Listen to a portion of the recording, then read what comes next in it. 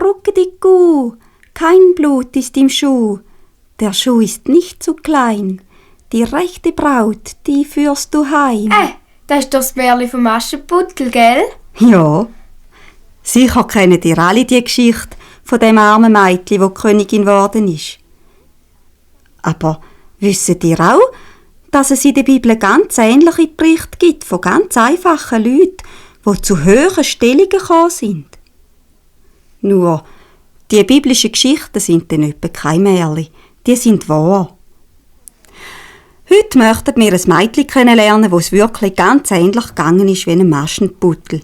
Es hat vor langer Zeit gelebt und hat Esther geheissen. Esther hat zum Judenvolk gehört.